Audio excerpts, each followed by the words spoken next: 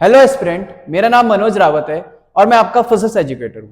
और आज हम अपनी क्लास 12th स्टार्ट करने वाले हैं।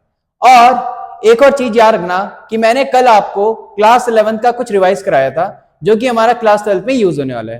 तो उस वीडियो को जाके पक्का अगर जिन्होंने नहीं देखी है वो देख लेना। आज से हम क्लास 12th स्टार्ट करने वाले हैं और जो हमारा पहली यूनिट है उसका नाम है हमारा इलेक्ट्रोस्टैटिक। क्या नाम है हमारी फर्स्ट यूनिट का? Unit 1 electro static. और इसका वेटेज कितना है हमारा? 8 मार्क्स। ये पूरी यूनिट की बात कर रहा हूं। इसमें हमें दो चैप्टर पढ़ने, इलेक्ट्रिक फील्ड और दूसरा पोटेंशियल एंड कैपेसिटेंस, अगर मैं एनसीईआरटी के अकॉर्डिंग बोलूं तो। और अगर मैं बात करूं आईसीएसई तो आईसीएसई का भी क्या है, सेम वेटेज है। अब यूनिट 1 है इलेक्ट्रोस्टैटिक। अब इलेक्ट्रोस्टैटिक होता क्या है हम इसे समझते हैं। देखो, इलेक्ट्रोस्टैटिक दो वर्ड से मिलकर बना है। इलेक्ट्रो मतलब होता है चार्ज और स्टैटिक मतलब होता है रेस्ट। मतलब इस पूरी यूनिट में हम स्टडी करने वाले हैं उन सारी चीजों के बारे में जो चार्ज एट रेस्ट में होके क्या होती है, प्रोड्यूस होती है। जैसे फोर्सेस, जो चार्ज होती हैं, रुके हुए चार्ज, स्टैटिक चार्जेस, वो एक दूसरे पे फोर्स मारते हैं, वो क्या करते हैं, इलेक्ट्रिक फील्ड जनरेट करते हैं। वो क्या जनरेट करते हैं, पोटेंशियल जनरेट करते हैं। तो हम जो हमारा इलेक्ट्रोस्टैटिक है वो क्या है, study of physics which deals with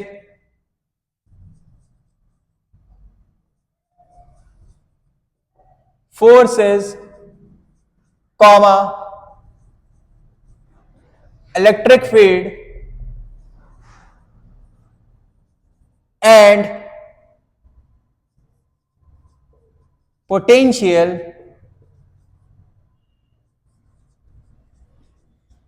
produced by static charges। हम फर्स्ट यूनिट में स्टैटिक चार्ज पढ़ेंगे, सेकंड यूनिट में जब हम करंट की बात करेंगे तो हम यहां पे क्या करेंगे, डायनामिक चार्जेस की बात करेंगे, जो चार्जेस किसमें होता है, हमारा मोशन में होता है। अब ये हमारा क्या है, इलेक्ट्रोस्टैटिक का मतलब क्या है, हमें इस पूरी यूनिट में जो स्टैटिक चार्ज है उनके कारण वो एक दूसरे पे कितनी फोर्स मारते हैं उसके बारे में पढ़ना है। उस स्टैटिक चार्ज के कारण पोटेंशियल जनरेट होता है उसके बारे में पढ़ना है। उस स्टैटिक चार्ज के कारण इलेक्ट्रिक फील्ड जनरेट होती है, इसके बारे में हमें इस यूनिट में क्या करना है, हमें क्या करना है, स्टडी करना है। तो यही पूरा क्या कहलाता है हमारा, ये फिजिक्स की ब्रांच ही क्या कहलाती है, हमारी इलेक्ट्रोस्टैटिक कहलाती है। अब थोड़ा सा हिस्ट्री में चलते हैं इलेक्ट्रोस्टैटिक की, या थोड़ा सा मैं तुम्हें पहले इंट्रोडक्शन देता हूं क्या होता है हमारा। एक्चुअल में तुमने देखा होगा जब तुम क्या करते हो, ड्राई वेदर में स्वेटर वगैरह अपना क्या करते हो, निकाल रहे होते हो, तो तुम्हें एक क्रैकल की आवाज आती है, या तुम्हें एक हल्का सा क्या लगता है, कभी कभी क्या लगता है, शॉक सा लगता है। या तुम्हारी अगर मम्मी की पॉलिस्टीन की साड़ी होती है तो उसमें क्या होता है, तुम्हें क्या आती है, उसमें से आवाज या उसमें से क्रैकल की आवाज या उसमें से क्या होता है, हल्का सा शॉक लगता है। ये सारे के सारी चीजें। या तुमने देखा होगा जब तुम क्या करते हो, किसका डोर ओपन करते हो, कार का डोर ओपन करते हो, तो तुम्हें क्या लगता है, शॉक सा लगता है, ठीक है। या तुम बस का वो पकड़ते हो, हैंडल पकड़ते हो, जो बस में तुम्हारे आयरन के हैंडल होते हैं वो पकड़ते हो, तो तुम्हें एक शॉक सा लगता है।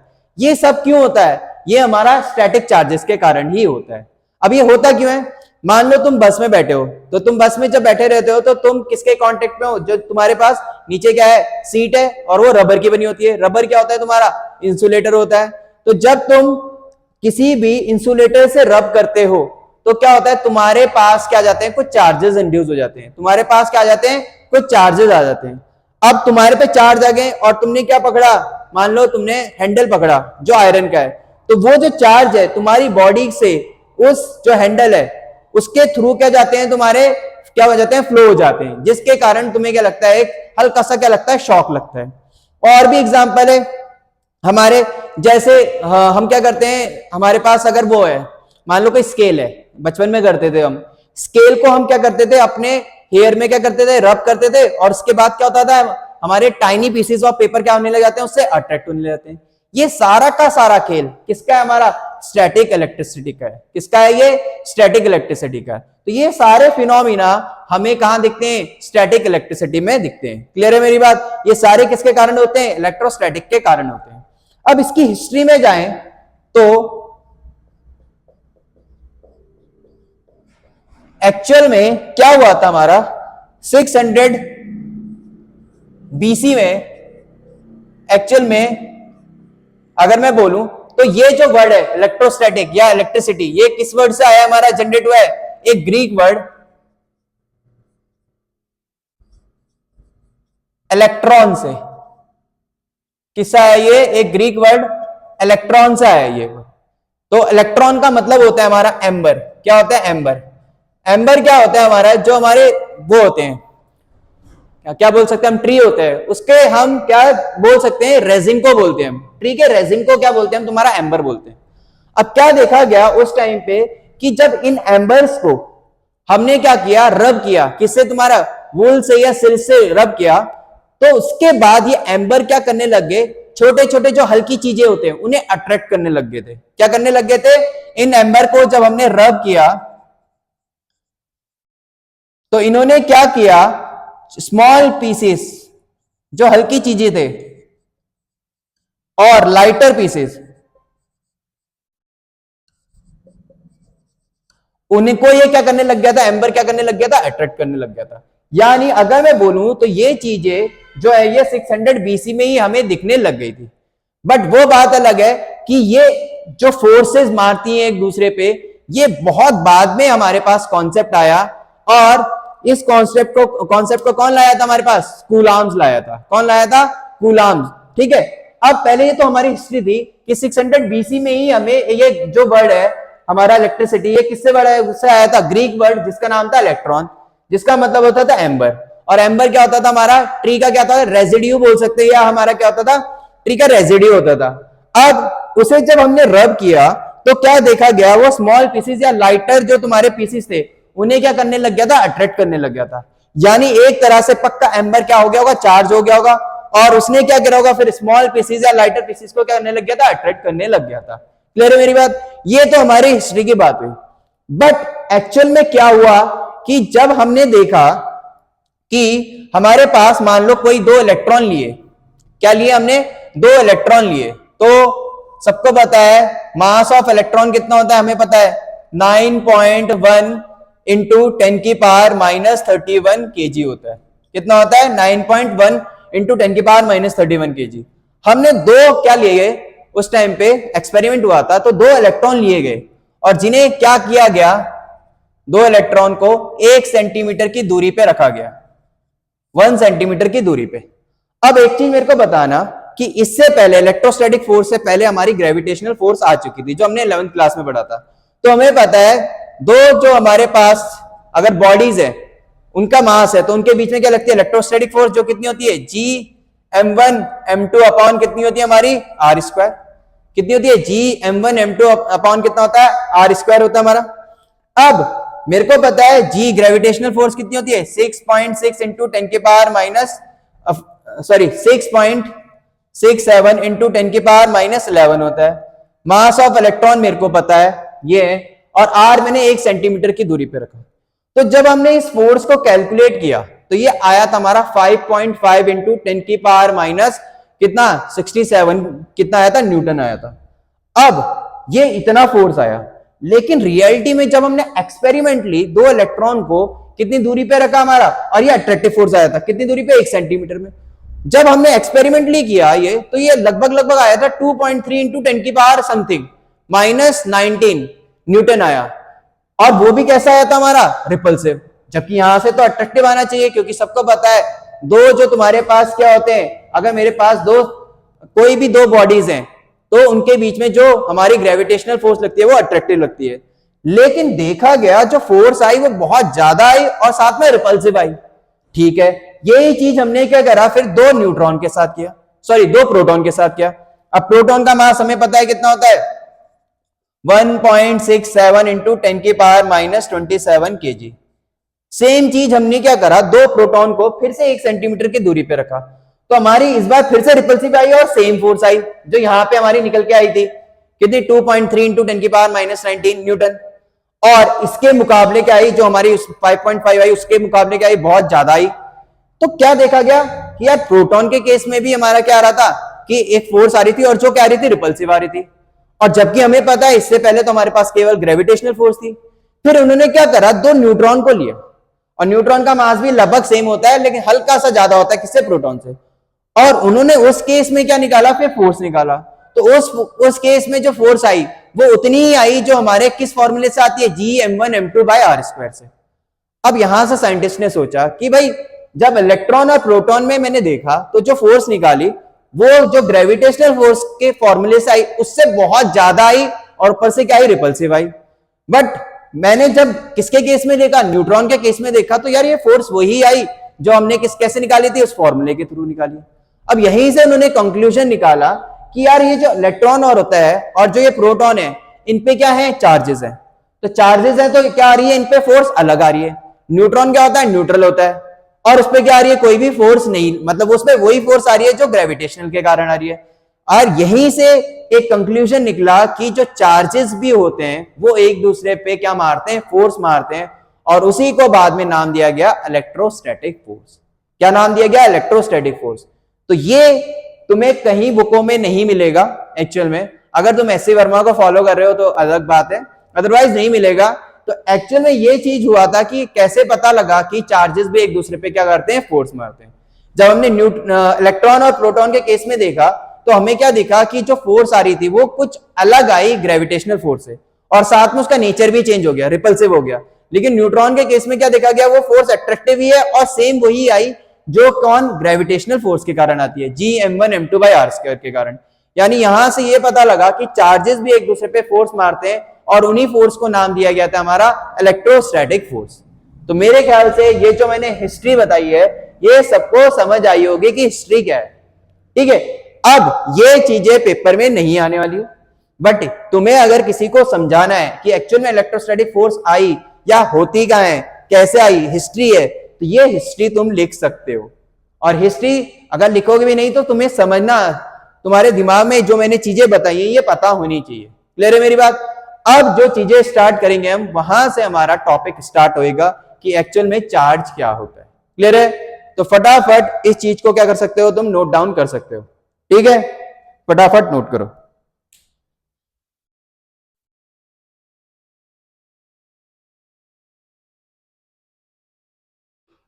हम हर रोज एक एक घंटे की क्लास लेंगे, ठीक है। इसमें हम जेई मेंस तक जाएंगे, नीट जेई मेंस तक के क्वेश्चंस करेंगे। कुछ चीजें जो एनसीईआरटी में नहीं है वो भी करेंगे जो आपके जेई में आते हैं।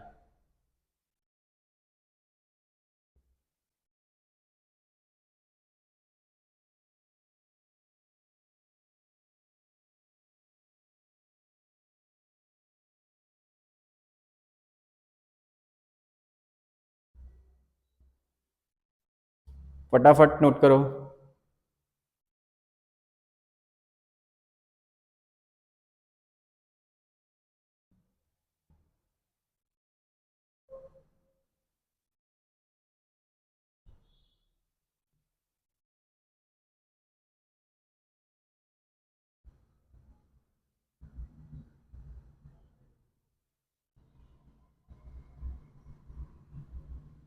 हो गया, चलो रब करते हैं। अब बात करेंगे हम सबसे पहले कि इलेक्ट्रिक चार्ज क्या होता है। तो हेडिंग डाल लो सब, electric charge.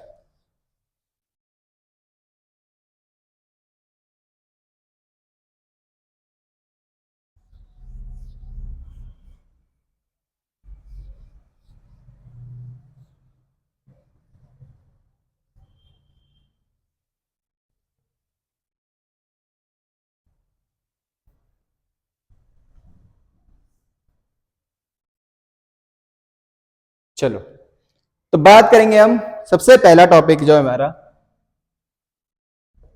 Electric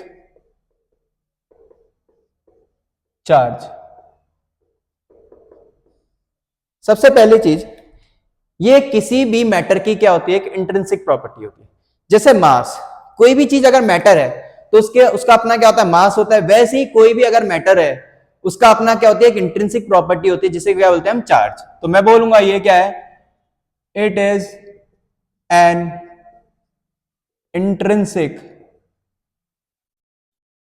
it is an intrinsic property of matter by which they interact with other charge particle। ठीक है, तो क्या होता है, ये एक इंट्रिंसिक प्रॉपर्टी है जो ये डिसाइड करता है ये किसी और चार्ज पार्टिकल के साथ कैसे इंटरेक्ट कर रहा है।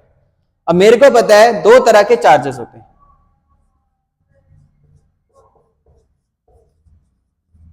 कौन कौन से? एक होता है हमारे पास पॉजिटिव चार्ज, जिसमें जो क्या होते हैं, इलेक्ट्रॉन डेफिशिएंट,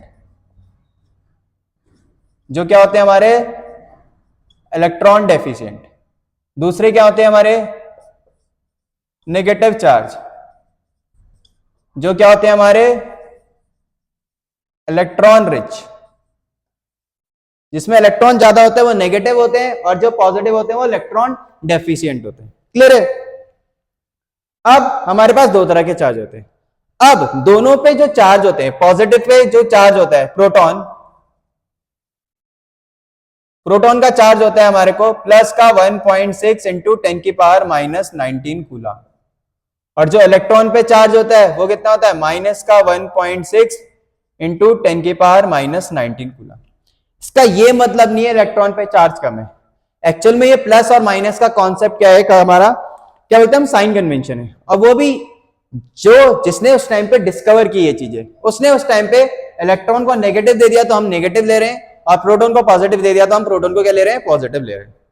अब क्यों आया होगा, प्लस माइनस अलग क्यों दिए होंगे? एक्चुअल में क्या देखा गया, जब दो इलेक्ट्रॉन थे तो उनके बीच में रिपल्शन आ रहा था, लेकिन जब एक इलेक्ट्रॉन और एक प्रोटॉन लिया, अब चार्जेस तो सेम है लेकिन उनके बीच में अट्रैक्शन आ रहा था। अब इन चीजों को डिस्टिंग्विश करने के लिए क्या दिया गया कि जो हमारे प्रोटॉन है इन्हें पॉजिटिव चार्ज दे दिया, और जो इलेक्ट्रॉन है उन्हें क्या दे दिया, हमारा नेगेटिव चार्ज दे दिया। क्लियर है सबको? तो हमारे दो तरह के चार्जेस होते हैं। एक्चुअल में हमारे पास सब एटॉमिक चार्जेस भी होते हैं। ये तो हमारा, ये जो पार्टिकल हमें पता है कि हम बोलते हैं कि जो हमारा एटम है वो दो पार्टिकल से, तीन से मिलकर बनता है, एक प्रोटॉन, एक इलेक्ट्रॉन, एक न्यूट्रॉन। एक्चुअल में सब एटॉमिक पार्टिकल्स भी होते हैं जिन्हें हम क्वार्क्स बोलते हैं। क्या बोलते हैं? क्वार्क बोलते हैं। लेकिन ये फ्री स्टेट में नहीं पाए जाते हैं या इंडिविजुअल स्टेट में नहीं पाए जाते हैं क्वार्क्स। जो हमारा डाउन क्वार्क होता है उस पर चार्ज होता है -e/3। किस पे होता है ये? डाउन क्वार्क पे। और +2e/3 ये किस पे होता है? अप क्वार्क पे, क्वार्क पे सॉरी, अप क्वार्क पे। तो हमारे पास क्वार्क क्या होते हैं, हमारे ये सब एटॉमिक पार्टिकल्स होते हैं। क्या होते हैं? सब एटॉमिक पार्टिकल्स। कभी कभी जेई में पूछ लेते हैं, एनसीईआरटी में कोई लेना देना नहीं है। सब एटॉमिक पार्टिकल्स होते हैं क्वार्क्स, जिसमें हमारा -e/3 चार्ज होता है किस पे? डाउन क्वार्क पे। और अप क्वार्क पे कितना होता है? 2e/3 होता है। ई तुम्हें पता ही है, बेसिक चार्ज। जो कितना होता है हमारा बेसिक चार्ज? 1.6 इंटू 10 की पावर माइनस 19 कूलम। ये तो हमें पता ही है। तो ये हमारे पास क्या है, इलेक्ट्रिक चार्ज क्या होता है, ये हमारा इलेक्ट्रिक चार्ज होता है। अब हमें जानना है कि प्रॉपर्टीज ऑफ इलेक्ट्रिक चार्ज क्या जाननी है हमें, प्रॉपर्टीज ऑफ इलेक्ट्रिक चार्ज। पहले ये सब नोट करो, फिर हम बात करेंगे प्रॉपर्टीज की। किसकी बात करेंगे? प्रॉपर्टीज की। फटाफट नोट करना।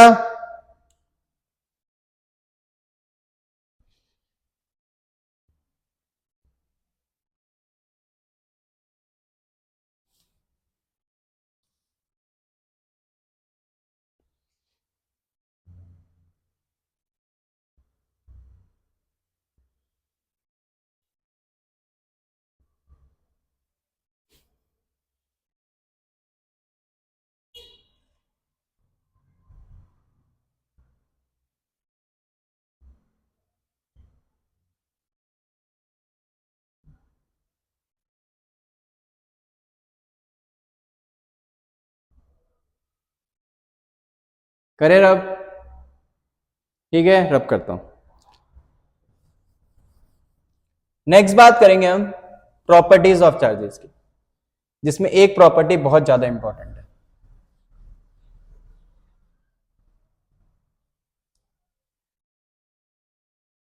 सबसे पहली प्रॉपर्टी की बात करेंगे हम, तो वो है हमारी एडिटिविटी ऑफ चार्ज। क्या? Additivity of charge. चार्ज जो होते हैं वो नॉर्मल ऐड होते हैं एल्जेब्रिकली, कोई इसमें वेक्टर सम कुछ नहीं लगता क्योंकि ये स्केलर क्वांटिटी होती है। तो हम बात करेंगे सबसे पहली प्रॉपर्टीज,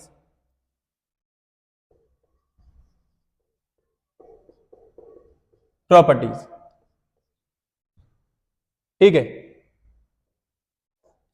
पहली प्रॉपर्टी क्या हमारी, कि जो हमारे वो होते हैं चार्ज होते हैं, they add algebraically.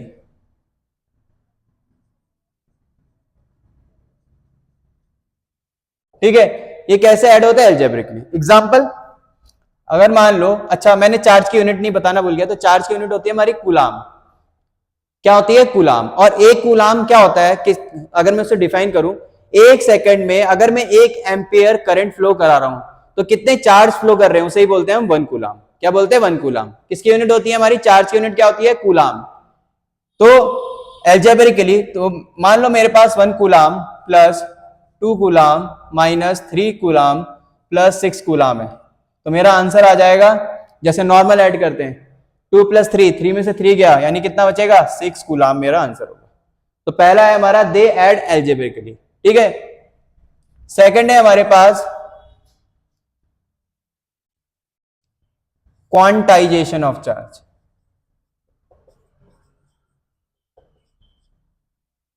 Quantization of charge, इसका मतलब क्या होता है क्वांटाइजेशन ऑफ चार्ज का? अब क्वांटाइजेशन ऑफ चार्ज का मतलब ये होता है कि किसी भी बॉडी पे जो टोटल चार्ज होता है वो हमेशा बेसिक चार्ज ई का इंटीग्रल मल्टीपल होता है। कभी भी हमने ऐसा नहीं सुना कि किसी भी बॉडी में 1.63 इलेक्ट्रॉन है या 1.5 इलेक्ट्रॉन है। हम हमेशा क्या सुनते हैं कि उसमें 1 इलेक्ट्रॉन है, 2 इलेक्ट्रॉन है, 1000 इलेक्ट्रॉन है, 1000 प्रोटॉन है। कभी भी ऐसा नहीं सुनते हैं कि किसी भी बॉडी पे पॉइंट में इलेक्ट्रॉन है। वो कहलाता है क्वांटाइजेशन ऑफ चार्ज। मतलब मैं बोल सकता हूं, अगर किसी बॉडी में मेरे को चार्ज बढ़ाना है स्टेप वाइज स्टेप, तो ई के मल्टीपल में बढ़ाना पड़ेगा, 1e, 2e, 3e, 4e। इसका मतलब क्या होता है? Total charge on a body is integral multiple of basic charge E। ठीक है, यानी मैं बोल सकता हूं जो टोटल चार्ज है Q वो बेसिक चार्ज का इंटीग्रल मल्टीपल है, मतलब N ही है। N क्या इंटीजर है, तो N क्या हो सकता है? +-1 +-2 डॉट डॉट डॉट। अब प्लस माइनस क्यों लिखा भाई? अगर माइनस हुआ तो यानी उस बॉडी पे नेगेटिव चार्ज है, प्लस हुआ तो उस पे क्या है? पॉजिटिव चार्ज है। क्लियर है मेरी बात? अब अगर मैं मान लू मेरे पास टोटल चार्ज 1 कूलम है, तो उसमें कितने नंबर ऑफ हमारे क्या है? टोटल चार्ज हमारे पास 1 कूलम है, तो मेरे को बताना है इसमें कितने n होंगे, n की वैल्यू निकालनी है। तो n इक्वल टू कितना आ जाएगा? Q है 1 coulomb upon E, basic charge होता है 1.6 इंटू 10 की पावर -19 ऊपर भेजेंगे तो क्या आ जाएगा? +19 और 1 अपॉन 1.6। ठीक है। अब मान लो मैंने यहां से क्या किया, एक 0 दे दिया, इधर पॉइंट हटेगा तो ऊपर क्या लगेगा? एक 0, और मैंने एक 0 यहां से और दे दिया, तो जब ये 100 और ये 10 की पावर 18 हो जाएगा, तो अगर मैं इसे डिवाइड करूंगा तो ये आता है 6.25 इंटू 10 की पावर 18। कितना आ गया? 10 की पावर 18। तो एक कूलाम में इतने तुम्हारे पास क्या होते हैं? मैं बोल सकता हूं तुम्हारे चार्ज कैरियर्स होते हैं। कितने? 6.25 इंटू 10 की पावर 18 कूलाम, 18। इतने हमारे चार्ज कैरियर होते हैं। अब खुद ही सोचो, यानी मैं बोल सकता हूं एक कूलाम चार्ज में केवल इतने सारे हमारे पास क्या है? नंबर ऑफ चार्ज कैरियर है। अब ये इतने सारे हैं कि हमें जो चार्ज है वो एक्चुअल में क्वांटाइज लगता ही नहीं है। हमें क्वांटाइज मतलब तो क्या हुआ कि चार्ज डिस्क्रीट है। रियलिटी में हमें चार्ज क्या लगेगा, अगर मैं इसका मैक्रोस्कोपिक एवरेज देखूं तो उसमें मेरे को चार्ज क्या लगता है, वो क्या है, कंटीन्यूअस है। तभी आगे जाके हमें क्या पढ़ना है, कंटीन्यूअस चार्ज डिस्ट्रीब्यूशन। और सही बात भी है, चार्जेस इतने क्लोज क्लोज होते हैं, इलेक्ट्रॉन इतने क्लोज क्लोज होते हैं कि वो मेरे को अलग लगेंगे ही नहीं। वो मेरे को क्या लगेंगे कि हमारे पास क्या है, एक कंटीन्यूअस चेन है। इसलिए आगे जाके हम चार्जेस को डिस्क्रीट ना पढ़ के क्या पढ़ेंगे, कंटीन्यूअस चार्ज डिस्ट्रीब्यूशन में पढ़ने वाले। क्लियर है मेरी बात? तो ये हमारा क्या है, सेकंड प्रॉपर्टी, जिसे बोलते हैं हम क्वांटाइजेशन ऑफ चार्ज। अब इसमें अगर मेरे पास कोई ऐसे, मान लो मैंने अपनी तरफ से एक क्वेश्चन बना दिया, इज 6.4 इंटू 10 की power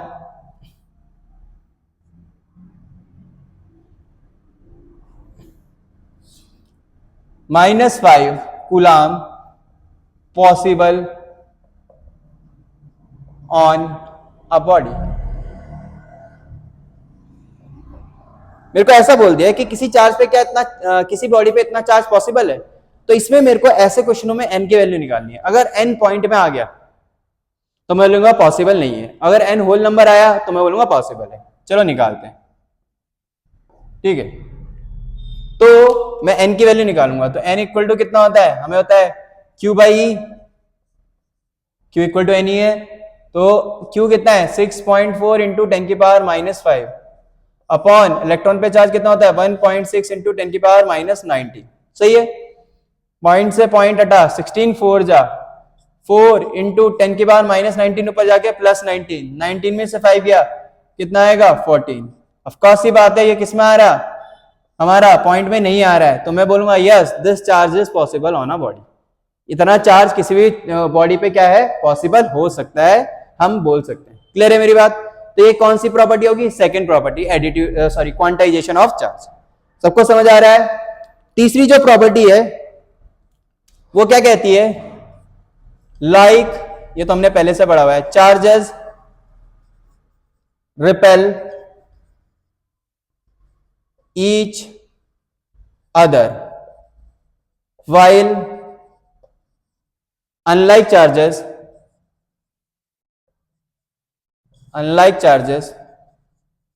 will attract each other। तो थर्ड प्रॉपर्टी होती है हमारी, like charges repel each other while unlike charges attract each other। ठीक है, ये तो बताइए, नेगेटिव नेगेटिव चार्ज रिपेल करता है, पॉजिटिव नेगेटिव क्या करता है, अट्रैक्ट करता है, पॉजिटिव पॉजिटिव भी क्या करता है, रिपेल करता है। नेक्स्ट प्रॉपर्टी हमारी कंजर्वेशन ऑफ चार्ज। क्या है, कंजर्वेशन ऑफ चार्ज। फोर्थ है हमारी कंजर्वेशन ऑफ चार्ज। तो कंजर्वेशन ऑफ चार्ज क्या कहता है, हमारा जो चार्ज होता है वो हमारा क्या रहता है, कंजर्व रहता है। क्या रहता है, हमारा कंजर्व रहता है। इसका मतलब क्या है, और किसी आइसोलेटेड सिस्टम में, किसी भी क्या है, कंजर्वेशन ऑफ चार्ज क्या कहता है, इन isolated system total charge remains constant. ये क्या कहलाता है, हमारा कंजर्वेशन ऑफ चार्ज कहलाता है। इसका एक एग्जांपल लेते हैं, जब हमारा बीटा डीके होता है, जब हम रेडियो एक्टिविटी पढ़ते हैं, तो जब बीटा डीके होता है हमारा, तो एक न्यूट्रॉन क्या होता है, हमारा एक प्रोटॉन में कन्वर्ट होता है। अब ऐसा होने से क्या होगा, क्योंकि न्यूट्रॉन पे तो कोई चार्ज नहीं होता और वो प्रोटॉन में कन्वर्ट हुआ है, तो पॉजिटिव चार्ज बढ़ गया। जबकि हमें पता है कि क्वांटाइजेशन ऑफ चार्ज क्या है, वो सॉरी हमारा कंजर्वेशन ऑफ चार्ज क्या रहता है, चार्ज कंजर्व रहना चाहिए। तो ऐसा होने पे एक इलेक्ट्रॉन जनरेट होता है, क्योंकि प्रोटॉन बना तो एक पॉजिटिव चार्ज एक्स्ट्रा आ गया, उसको क्या करने के लिए, बैलेंस करने के लिए एक इलेक्ट्रॉन जनरेट होता है। तो यानी इसने किसे फॉलो किया, कंजर्वेशन ऑफ चार्ज को फॉलो किया। किसे फॉलो किया, कंजर्वेशन ऑफ चार्ज को फॉलो किया। क्लियर है मेरी बात? फटाफट कितनी प्रॉपर्टी है, चारों की चारों प्रॉपर्टी लिखो, फिर आगे बढ़ेंगे।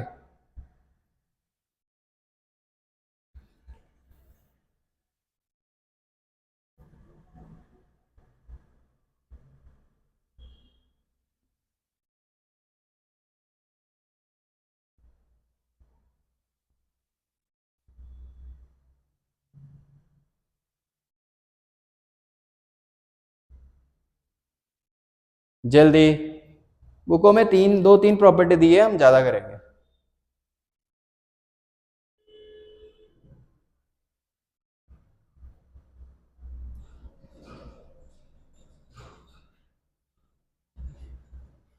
हो गया नोट?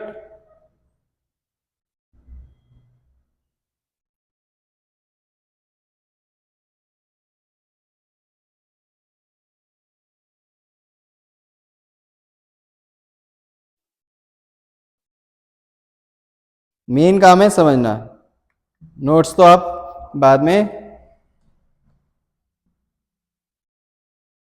वीडियो पॉज करके भी बना सकते हो।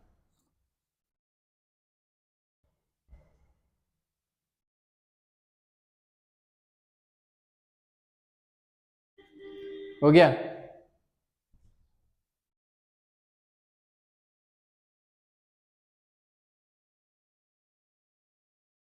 चलो रब करता हूं, ठीक है। जो फिफ्थ प्रॉपर्टी है वो क्या कहती है कि चार्ज क्या होते हैं, इनवेरिएंट होते हैं, ठीक है। मास हमारा क्या होता है, वेरिएंट होता है, किसके साथ, स्पीड के साथ। बट चार्ज क्या होते हैं हमारे, इनवेरिएंट होते हैं। तो charge is invariant with motion. इसका मतलब है चार्ज को किसी भी स्पीड से मूव करा लो, उनकी वैल्यू में कोई भी चेंज नहीं आने वाला। मास होते हैं, हमने पढ़ा है, किसने दिया था, आइंस्टाइन ने equation, m equal to m not upon under root 1 minus v square upon c square. m होता है हमारा मास चेंज, इस वाले फॉर्मूले से, ये हमें पता है, ठीक है। लेकिन चार्ज हमारे इनवेरिएंट होते हैं। Next property, charge is scalar quantity. Charge क्या होती है हमारी, स्केलर क्वांटिटी होती है। तो ये हमारी किसकी प्रॉपर्टीज है, हमारी चार्जेस की प्रॉपर्टीज है। क्लियर है सबको? तो ये हमारी क्या हुई, चार्ज की प्रॉपर्टी हुई। अब हमारा जो सबसे इंपॉर्टेंट टॉपिक आएगा, जिसे हम क्या बोलते हैं, तुम्हारा कूलाम्स लॉ बोलते हैं। इससे पहले कंडक्टर और इंसुलेटर भी है, बट हमें पता है कंडक्टर्स क्या होते हैं, वो जिन पे क्या रहता है, हमारा फ्री चार्ज रहता है। क्या रहता है हमारे पास, फ्री इलेक्ट्रॉन्स रहते हैं, और जो कंडक्ट करते हैं। वही इंसुलेटर कौन होते हैं, जिनके पास कोई भी फ्री चार्ज नहीं रहता है, तो वो क्या नहीं करते, हमारे कंडक्ट नहीं करते हैं। क्या नहीं करते, हमारे कंडक्ट नहीं करते हैं। तो याद रखना हमारा कि जो हमारे कंडक्टर्स होते हैं वो हमारे, उन पे क्या होता है, फ्री इलेक्ट्रॉन्स होता है, और इंसुलेटर्स पे क्या नहीं होते, हमारे फ्री इलेक्ट्रॉन्स नहीं होते हैं। क्या नहीं होते, फ्री इलेक्ट्रॉन्स नहीं होते। क्लियर है मेरी बात? फटाफट नोट करो। इसलिए तुमने एक और चीज नोटिस करी होगी, जब हम कोई मेटल का चीज रब करते हैं तो उस पर कोई चार्ज नहीं आता। क्यों? क्योंकि मेटल भी हमारा क्या है, कंडक्टर है, बॉडी भी हमारी क्या है, कंडक्टर है। तो वो जो कंडक्टर से चार्ज, जो भी एक्स्ट्रा चार्ज था, वो सारा किसके थ्रू चले जाता है, अर्थिंग हो जाती है, क्योंकि हमारी बॉडी भी क्या है, कंडक्टर है, हमारी बॉडी के थ्रू अर्थ में चले जाता है। लेकिन वही अगर हम प्लास्टिक का स्केल लेते हैं और रब करते हैं, तो प्लास्टिक का स्केल क्या हो जाता है, हमारा चार्ज हो जाता है, बिकॉज वो क्या है, हमारा एक इंसुलेटर है। और इंसुलेटर में चार्ज हमारा फ्लो नहीं करते हैं बॉडी में, बल्कि क्या होते हैं, जहां पे वो हमारे इंड्यूस होते हैं वहीं पे स्टिक कर जाते हैं। जहां पे भी वो इंड्यूस होंगे वहां पे क्या कर जाएंगे, स्टिक कर जाएंगे। इसका ये मतलब मत समझना इंसुलेटर्स में चार्ज नहीं होते हैं। इंसुलेटर में प्लस और माइनस तो दोनों बराबर होंगे ही होंगे, बट उसमें चार्ज फ्लो नहीं कर सकते। क्लियर है मेरी बात? फटाफट नोट करो। इससे पहले हमें मेथड ऑफ चार्जिंग भी चाहिए, एक मेथड ऑफ चार्जिंग पढ़ेंगे। अच्छा तो मैंने कुछ कराई नहीं, ठीक है, पहले ये यहां कर देते हैं। तो नेक्स्ट टॉपिक है हमारा मेथड्स ऑफ चार्जिंग। हमें किसी, अगर मेरे पास कोई भी अनचार्ज बॉडी है और उसे मेरे को चार्ज करना है, तो मेरे पास तीन तरीके होते हैं। कितने तरीके होते हैं? तीन तरीके। तो सबसे पहले बात करेंगे हम मेथड्स ऑफ चार्जिंग।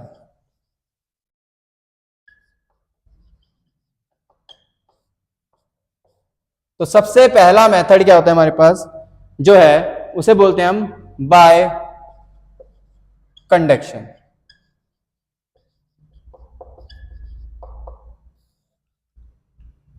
मान लो मेरे को किसी अनचार्ज बॉडी को चार्ज करना है, तो मैं क्या करूंगा, एक क्या करूंगा, चार्ज बॉडी लाऊंगा, और जो हमारी वो है अनचार्ज बॉडी है वो कोई कंडक्टर है, तो मैं क्या करूंगा, इस चार्ज बॉडी को जो अनचार्ज बॉडी है उससे डायरेक्ट फिजिकल कांटेक्ट में लाऊंगा।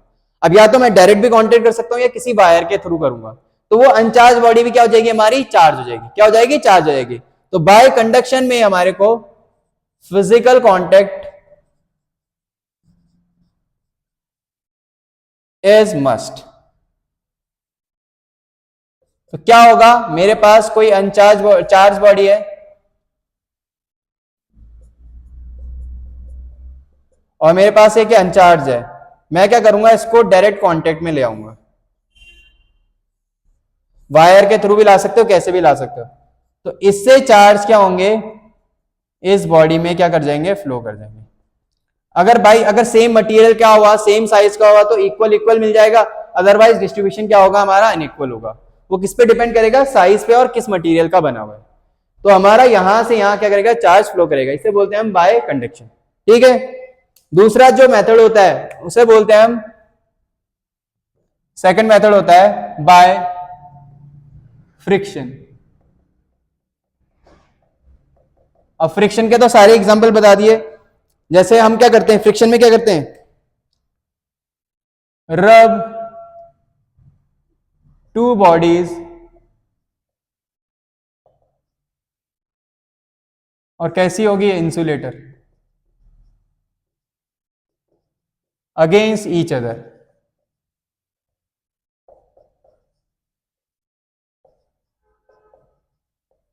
तो इस केस में क्या होगा, जब हम दो इंसुलेटिंग बॉडीज को रब करते हैं एक दूसरे के साथ, तो क्या होता है, एक से इलेक्ट्रॉन दूसरे में जाते हैं, यानी एक में इलेक्ट्रॉन ज्यादा हो जाते हैं और एक में इलेक्ट्रॉन क्या हो जाते हैं, कम हो जाते हैं। अब जिसमें इलेक्ट्रॉन ज्यादा हुए, ऑफकोर्स सी बात है, मास का भी ट्रांसफर होता है। बट क्यों क्यों नहीं पता लगता है, क्योंकि सबको होता है इलेक्ट्रॉन अगर गए भी तो इलेक्ट्रॉन का मास कितना होता है, 9.1 इंटू 10⁻³ kg, जो बहुत कम होता है, जो हमें पता भी नहीं लगेगा। तो एक्चुअल में मास का भी ट्रांसफर होता है। क्या होता है, मास का भी ट्रांसफर होता है। मान लो मैंने दो बॉडीज वो करी, रब करी, तो एक पे क्या आ गया, जिससे इलेक्ट्रॉन चले गए उस पे क्या चार्ज आ गया, पॉजिटिव, और जिस पे इलेक्ट्रॉन आ गए उस पे क्या आ गया, नेगेटिव चार्ज। इसका मास क्या हो जाएगा, इंक्रीज हो जाएगा, और इसका मास क्या हो जाएगा, हमारा रिड्यूस हो जाएगा। ठीक है। अब मान लो कोई बॉडी चार्ज हो चुकी है और मान लो यही बॉडी है। अब कोई बोलेगा ये हमारा टाइनी पीसेस ऑफ पेपर को कैसे अट्रैक्ट कर रहा है, जैसे स्केल हमारा हमने क्या किया, हेयर से अगर रब किया तो उस पर पॉजिटिव चार्ज आता है। अब वो कैसे रब करेगा, जबकि हमारा जो पेपर है वो तो क्या होता है, न्यूट्रल है। तो एक्चुअल में क्या होता है, मान लो ये स्केल है और इस पे पॉजिटिव चार्ज आ गया रब करने के बाद, और ये हमारा टाइनी पीस ऑफ पेपर है, इरेगुलर शेप का है, मैंने मान लिया। तो अब एक चीज मेरे को बताना, इस पे क्या है, ये न्यूट्रल है, बट इस पे न्यूट्रल का मतलब क्या है, पॉजिटिव और नेगेटिव दोनों होंगे। तो जो उसके नेगेटिव वाले होते हैं, क्योंकि ये पॉजिटिव जब पास लाएंगे तो वो इस तरफ इकट्ठा हो जाएंगे, और जो पॉजिटिव चार्ज है वो इस तरफ होंगे। तो ये प्लस नेगेटिव के ज्यादा क्लोज है, इसलिए इनके बीच में जो अट्रैक्शन होगा और इन दोनों के बीच में जो रिपल्शन होगा, अट्रैक्टिव ज्यादा होने के कारण रिपल्सिव से ये इस क्या करेगा, टाइनी पीसेस ऑफ पेपर को क्या करने जाता है, अट्रैक्ट करने जाता है। तो ये हमारा क्या है, दूसरा तरीका, जिसे हम बोलते हैं बाय फ्रिक्शन। क्या बोलते हैं, बाय फ्रिक्शन। और लास्ट तरीका क्या है हमारे पास, जिसे बोलते हैं हम, तुम्हारा थर्ड होता है बाय इंडक्शन। अब इंडक्शन में क्या है, मेरे को कोई फिजिकल कांटेक्ट नहीं करना है। विदाउट फिजिकल कांटेक्ट हमें क्या करना है, चार्ज इंड्यूस कराना है। तो मैंने क्या करा, एक अनचार्ज स्फीयर लिया और मैंने क्या करा, इस अनचार्ज स्फीयर के पास में एक मैं ग्लास रॉड लाया, पॉजिटिव चार्ज। अब क्योंकि ये न्यूट्रल है तो इस पे दोनों चार्ज होंगे, पॉजिटिव और नेगेटिव, बराबर अमाउंट पे। क्योंकि ये प्लस इस तरफ है तो नेगेटिव वाले इस तरफ इकट्ठा हो जाएंगे और पॉजिटिव वाले दूसरी तरफ इकट्ठा हो जाएंगे। अब अगले स्टेप में मैंने क्या करा कि इसे अर्थिंग कर दिया। क्या कर दिया, अर्थिंग कर दिया। मैंने इस स्फीयर को अर्थिंग करा। अब जब मैं अर्थिंग करूंगा इस स्टेप में, तो अर्थिंग करने से क्या होगा, ये जो पॉजिटिव चार्ज है वो अर्थ में ग्राउंडेड, अर्थ में क्या होंगे, फ्लो हो जाएंगे। अब कोई बोलेगा नेगेटिव क्यों नहीं है, क्योंकि नेगेटिव इस पॉजिटिव से क्या अट्रैक्टेड है, तो ये पहली पॉजिटिव पॉजिटिव रिपेल कर रहा है और ऊपर से अर्थिंग कर दी है, तो ये पॉजिटिव चार्ज कहां चले जाएंगे, अर्थिंग में चले जाएंगे। तो यहां पे क्या रह जाएगा, केवल मेरा नेगेटिव चार्ज रह जाएगा। फटाफट फटाफट इसे नोट करो, एक दो स्टेप और है, जल्दी।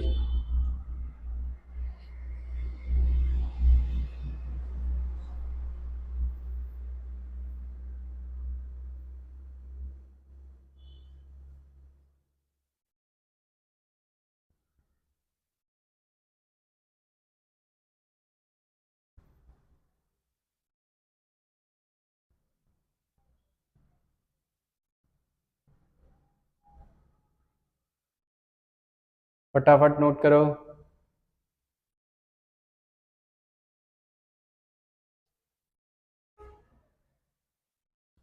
हो गया,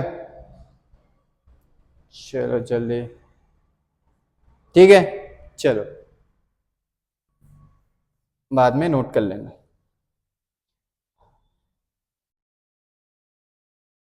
वीडियो पॉज करके, ठीक है। अब मैं यहां पे आया था, अब क्या हुआ, मैंने बोला अर्थिंग कर दिया, अर्थिंग करने से नेक्स्ट स्टेप क्या होगा हमारा, कि यहां पे केवल पॉजिटिव चार्ज तो चले गया अर्थिंग में, नेगेटिव चार्ज रह जाएगा। लेकिन अभी भी ये पूरी बॉडी में क्या नहीं है, डिस्ट्रीब्यूट नहीं हुआ है। तो क्यों नहीं हो रहा है, क्योंकि ये पॉजिटिव इसे अट्रैक्ट कर रहा है। अब मैंने ग्लास रॉड ही हटा दी, तो लास्ट स्टेप में क्या होगा, अब ग्लास रॉड हटाने से ये नेगेटिव चार्ज पूरी बॉडी में डिस्ट्रीब्यूट हो जाएगा। तो मेरे को अनचार्ज था, उस बॉडी को मैंने नेगेटिवली चार्ज कर दिया। अगर मान लो इसे पॉजिटिवली करना होता तो यहाँ ग्लास रॉड क्या लाता, मैं नेगेटिवली क्या लाता, नेगेटिव लाता। तो ऐसे हमने बाय इंडक्शन क्या कर सकते हैं, किसी बॉडी को क्या कर सकते हैं, चार्ज कर सकते हैं। क्लियर है मेरी बात, कोई डाउट किसी को, फटाफट नोट करो। नोट तो तुमने कर ही लिया है, मैं इसे भी रब कर रहा हूं, ठीक है। और अब जो हमारा स्टार्ट होगा, तो सबसे पहला इंपॉर्टेंट टॉपिक है किसका, इस यूनिट का। एक क्वांटाइजेशन ऑफ चार्ज इंपॉर्टेंट था थोड़ा सा, और एक अब जो आएगा वो इंपॉर्टेंट है। हाँ, लेकिन अगर चैप्टर को समझना है तो जो जो चीजें बताई हैं सारी की सारी अभी तक इंपॉर्टेंट थी।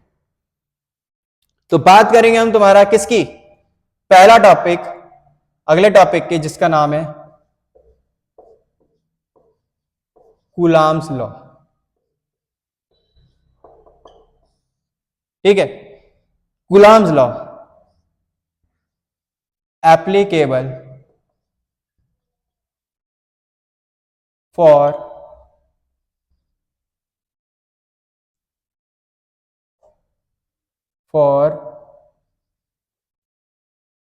Point charges. ये पॉइंट चार्ज के लिए एप्लीकेबल होता है, बट पॉइंट चार्ज का मतलब ये नहीं होता कि एक पॉइंट के बराबर। देखो, अगर मैंने पहले भी समझा रखा पॉइंट मास का कॉन्सेप्ट क्या होता है, अगर मेरे पास अर्थ और मून भी है, अर्थ और सन भी है मान लो, तो ये भी पॉइंट बॉडी की तरह ट्रीट हो सकते हैं अगर मैं उनके बीच की जो दूरी है वो बहुत दूर कर दूं। बता रखा मैंने पहले भी कि मान लो कोई भी वॉल है, ये वॉल मेरे लिए कुछ नहीं है, बट अगर मैं वही चीज, अगर कोई हमारे पास एंट है, चींटी है, उसके लिए ये क्या हो जाएगी, एक इनफाइनाइट चीज हो जाएगी। तो कोई भी बॉडी, हमको किसी भी बॉडी को पॉइंट बॉडी बना सकते हैं अगर हम उनके बीच में सेपरेशन इतना ज्यादा कर दे जो उनके साइज के मुकाबले क्या हो, बहुत ज्यादा हो, तो वो क्या कहलाएंगी, हमारी पॉइंट बॉडी कहलाएंगी। तो पॉइंट चार्जेस का मतलब नॉर्मल पॉइंट चार्जेस नहीं है, हम किसी बड़े स्पेयर्स को भी पॉइंट स्पेयर बोल सकते हैं अगर हम उनके बीच में सेपरेशन क्या कर दे, बहुत ज्यादा कर दे। तो ये चीजें ध्यान में, ये नहीं रखना कि दिमाग में कि पॉइंट मतलब पॉइंट है। क्लियर है। अब कूलम्स लॉ क्या कहता है, अभी तक हमने ये पढ़ा कि भाई दो चार्जेस एक दूसरे पे फोर्स लगाते हैं। क्या अभी तक कितना फोर्स लगाते हैं, कोई फॉर्मूला हमें पता लगा, नहीं लगा। तो सबसे पहले जो साइंटिस्ट आया जिसने हमें क्या दिया कि दो फोर्स चार्जेस के बीच में कितना फोर्स लग रहा है, मैथमेटिकली कितना होता है, वो जिसने बताया उसका नाम था कूलाम। क्या नाम था उसका, कूलाम। तो according to this law, according to this law, force between two point charges is पहला पॉइंट डायरेक्टली proportional to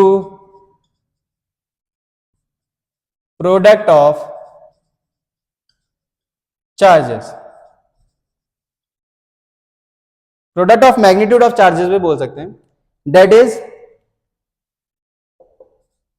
जो फोर्स है वो डायरेक्टली प्रोपोर्शनल होगा Q1 इंटू Q2। यानी दो चार्जेस है मान लो मेरे पास,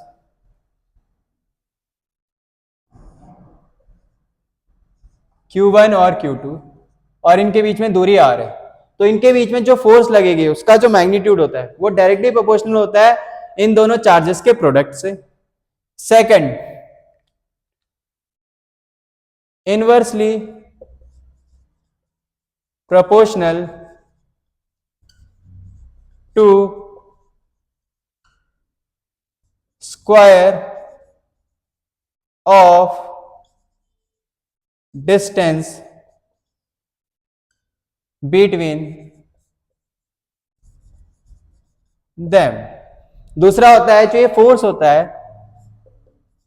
ये इनवर्सली प्रोपोर्शनल होता है इनके बीच की दूरी के स्क्वायर से। मैंने आर मान रखा है तो इनके दूरी के स्क्वायर से। अगर मैं इन दोनों को कंबाइन कर दूं तो क्या बनेगा, F is directly proportional to Q1 Q2 upon r square. सबको होता है फिजिक्स में डायरेक्टली का साइन हटता है तो एक कांस्टेंट लगता है के Q1 Q2 upon r square. अब इस k की वैल्यू ही क्या आती है हमारी 1 अपॉन 4 पाई एप्सिलॉन। इसे क्या पढ़ते हैं हम, इस साइन को क्या पढ़ते हैं हम, जो मैंने बनाया ये एप्सिलॉन, क्या पढ़ते हैं एप्सिलॉन, और इसका पढ़ते एप्सिलॉन है लेकिन नाम क्या होता है इसका एप्सिलॉन का, क्या होता है, परमिटिविटी ऑफ मीडियम, किसी भी मीडियम की परमिटिविटी। अब ये के में क्यों आया पहले ये समझते हैं। क्या हुआ कि साइंटिस्टों ने क्या किया, दो चार्जेस लिए और उन्हें अलग अलग मीडियम में रखना स्टार्ट किया, और दोनों सेम चार्जेस थे और उनके बीच में दूरी भी सेम रखी हर अलग अलग मीडियम में।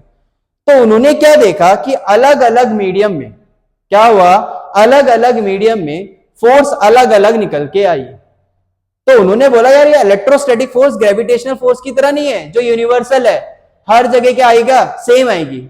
यहां पे क्या देखा, मीडियम चेंज होते ही फोर्स क्या आ गई, अलग अलग आ गई। उस मीडियम की प्रॉपर्टी बताने के लिए जो टर्म यूज हुआ उसे बोलते हैं हम परमिटिविटी। एक तरह से परमिटिविटी किसी भी मीडियम की यह बताती है कि किस फैक्टर से हमारी उसके अंदर इलेक्ट्रिक फील्ड क्या है या इलेक्ट्रिक फोर्स क्या है, घटी है। किस फैक्टर से इलेक्ट्रिक फोर्स या इलेक्ट्रिक फील्ड उस मीडियम में घटा है, कौन बताता है हमें, एप्सिलॉन बताता है। क्या बताता है हमारे को, परमिटिविटी ऑफ मीडियम बताता है। क्लियर है मेरी बात। अब एक चीज याद रखना, ये जो एप्सिलॉन है क्या देखा गया, जो के होता है वो मैक्सिमम होता है किसके लिए, फॉर एयर के लिए। के किसके लिए मैक्सिमम हुआ, एयर के लिए।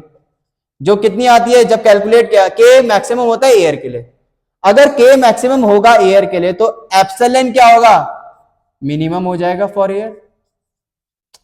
भाई लॉजिक है, के मैक्स है तो एप्सिलॉन क्या होगा, मिनिमम। उन्होंने देखा ये चीज कि एयर में जब दो चार्जेस रखे और मीडियम के कंपैरिजन में, तो एयर में मैक्सिमम उनके बीच में फोर्स लग रहा है, चाहे रिपल्सिव हो चाहे अट्रैक्टिव हो।